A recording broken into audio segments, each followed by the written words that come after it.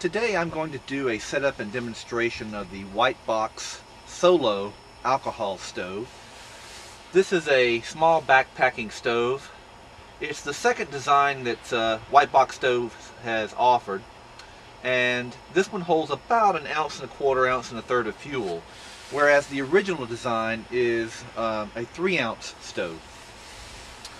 With the stove you get a pretty well made windbreak, a heat shield for the bottom of the stove, and you get a 4-ounce fuel bottle with a flip-up spout. The recommended fuel for this stove is methyl alcohol, which you can buy as heat, Gasline antifreeze, in just about any discount store or any automotive supply store. I'm going to begin by filling up the stove. The inner portion has a funnel-like design. It's basically the neck of the aluminum bottle from which the stove is made, and the recommendation is that you fill it up until that inner portion begins to curve outward. So we're going to fill up to about there.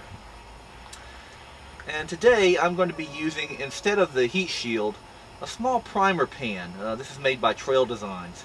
It allows the stove to heat up more quickly, and it gets the side jets flaming out in more rapid fashion. So I got those filled up. I'm going to set the stove in the center, get our windbreak centered up approximately.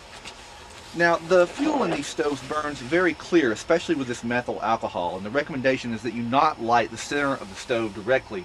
Instead, you should use a stick or twig that's been dipped in the fuel, or in this case, I'm simply going to use a grill lighter.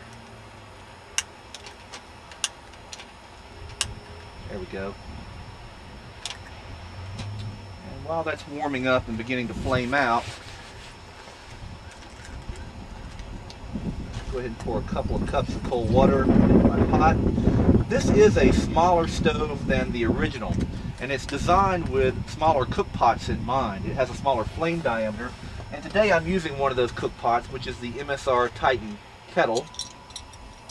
You can notch this windshield here in order to accommodate the handles on your mug or cook pot, but in this case I'm simply going to use a pot lifter. So already we've got a nice flame. We've got the jets on the side working like they're supposed to work. I'm going to go ahead and set our pot down on top and put the lid on.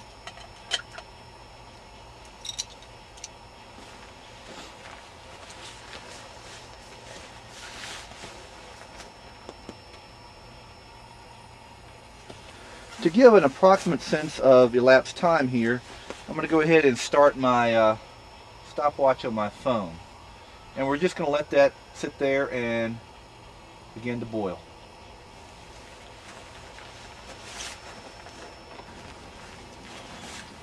Okay, here we are back. As you can see, we're a little over the 9-minute mark here on our boil. The water's been boiling for a while, but I simply left the lid on and let it get up to a nice boil, a rolling boil if you will. And so you can take a look inside and see we've got a nice 2 cups of water boiling there.